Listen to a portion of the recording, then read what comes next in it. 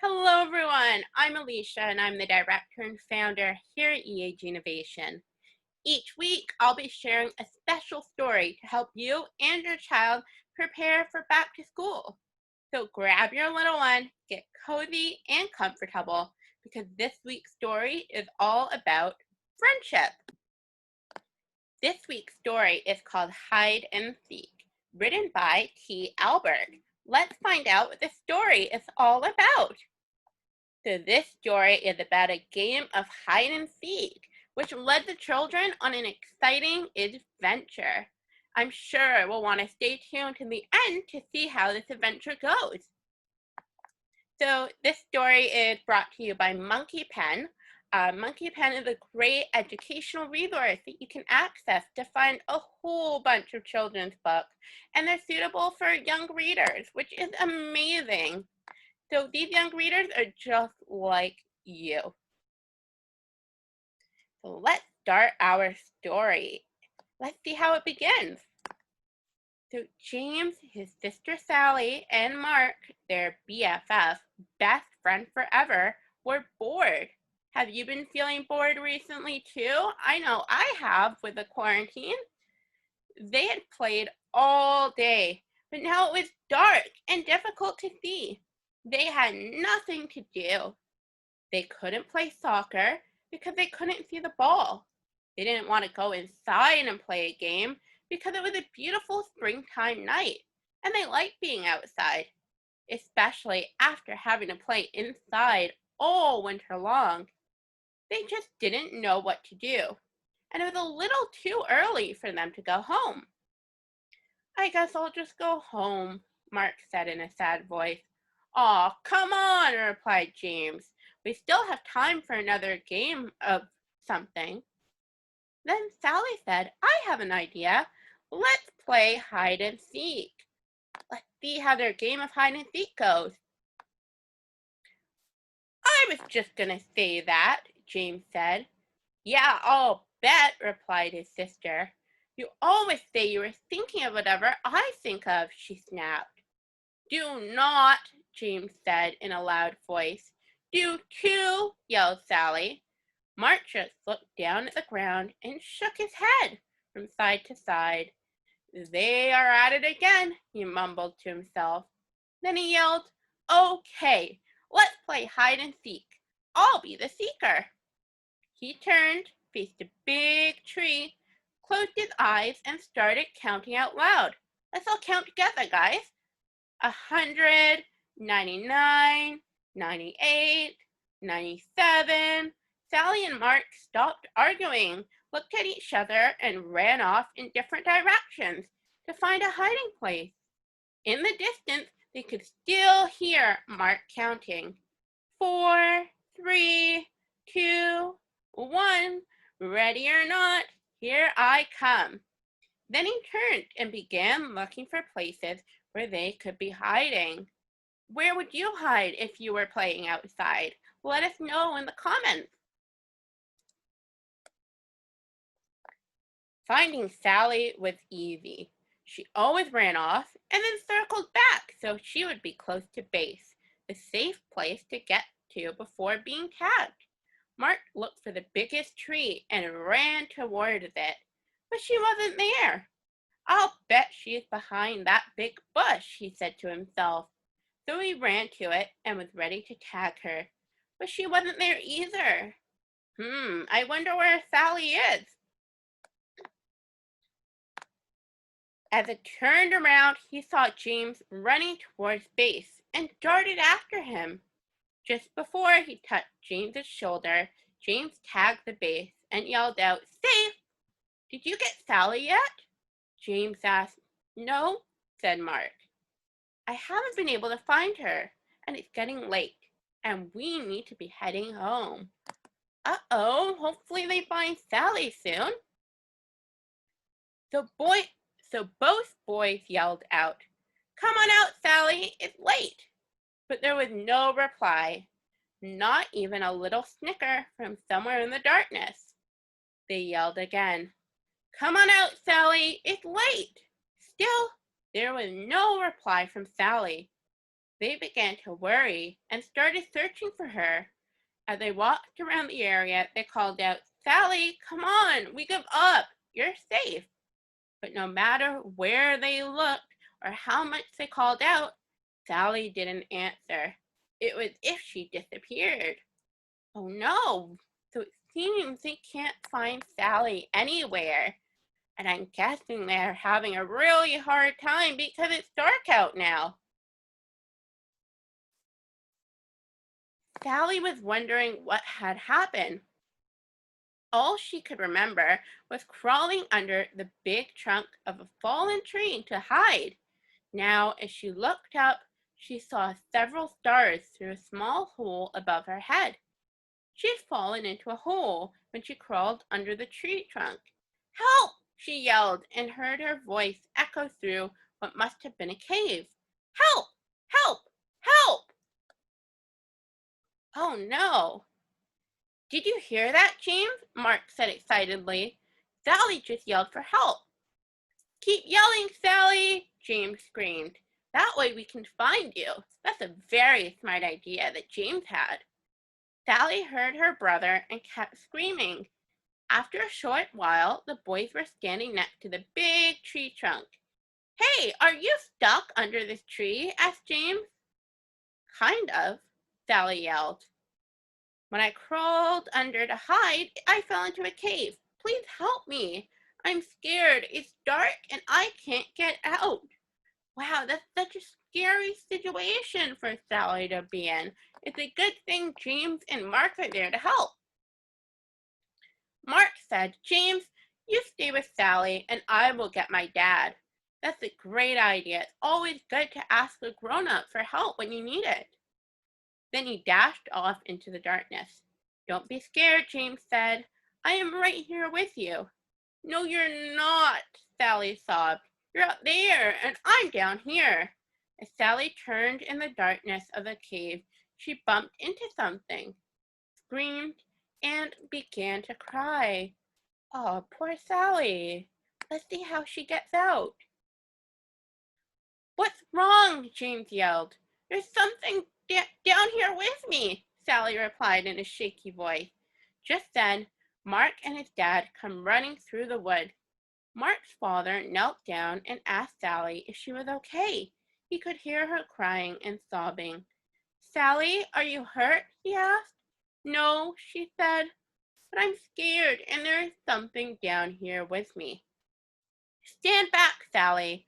I'm lowering a rope and will be down with you in a second." Let's see how Mark's dad helps her.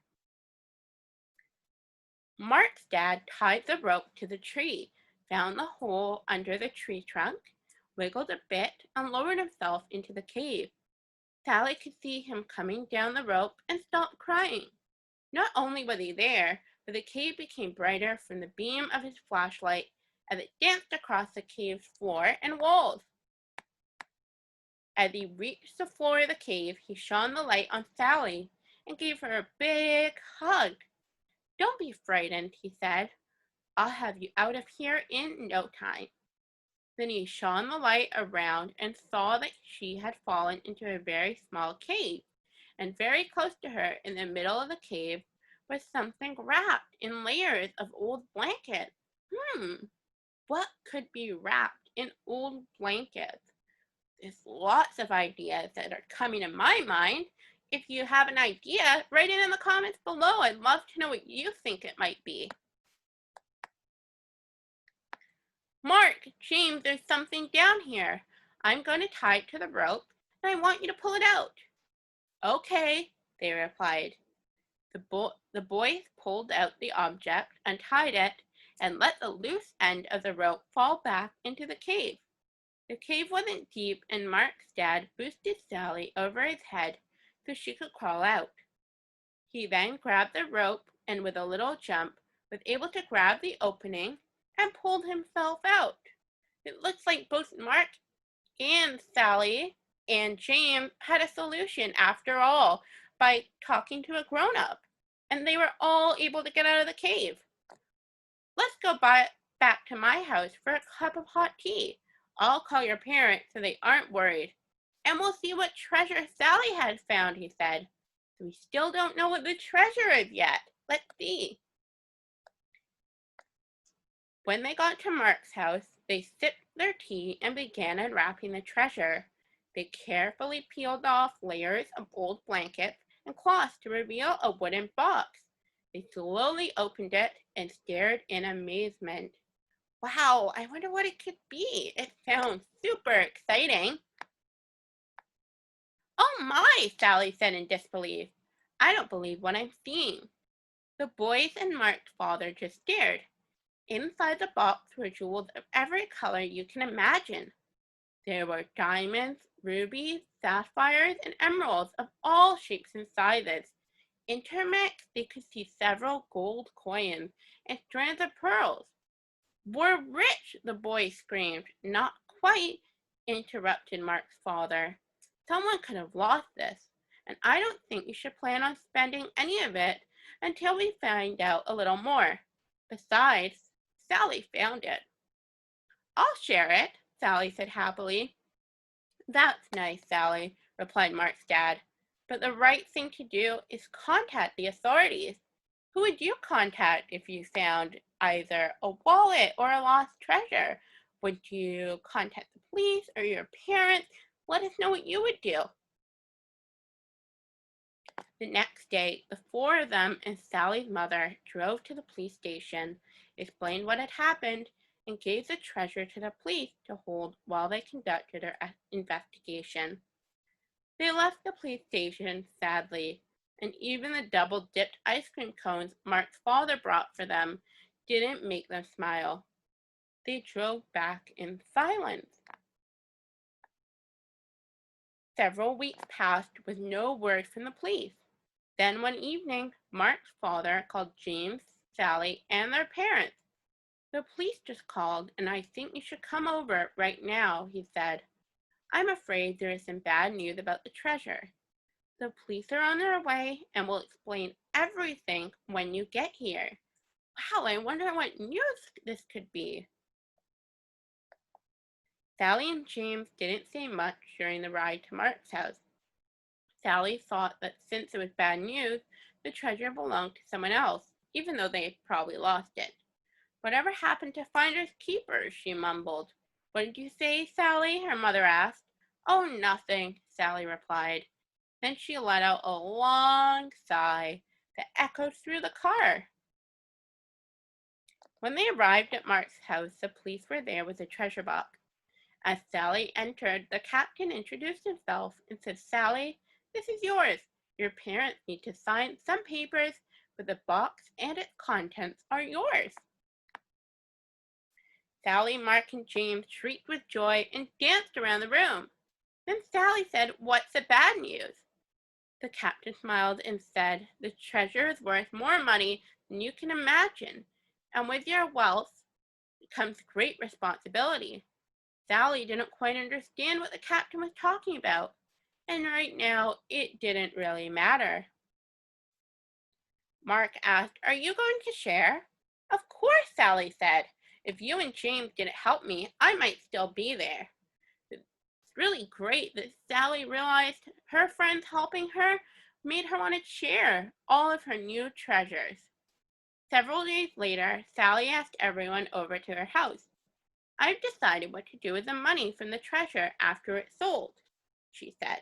I'm giving 1/6 to our mom and dad, 1/6 to Mark's mom and dad, 1/6 to Mark, 1/6 to James, and 1/6 for me. There's an extra 1/6, Mark proudly shouted. He loved math and was right on top of Sally's calculations. No, there's not, Sally said. It's 2, James said. Is not, Sally said in an angry voice, just as Mark was going to say. They're at it again, Sally said. This is why there isn't an extra 1/6. I'm giving it to the local charity so it can be given to those less fortunate and in need. Her mother and father said it was a caring and responsible thing to do. They were very proud of her and knew she understood what the captain meant when he had turned the treasure over to her just days before. So that is our story for today. we are going to close the book on this chapter. I hope you enjoyed today's special story all about friendship and sharing and caring about one another. I also hope for parents that we'll see you next week on August the 14th at 7 p.m. for a virtual ice cream social. We'll be sharing more resources like this, and if you're considering homeschooling, this is the place for you. We're going to give you lots of opportunities to chat and talk about how you can use homeschooling to benefit your child's educational future and decide if it's the right fit for you. We'll also be hosting it as an ice cream social, so make sure you bring your own ice cream. We can't wait to see you there. Again, that's August the 14th at 7 p.m. Tickets are available on our website. See everyone next week. Bye.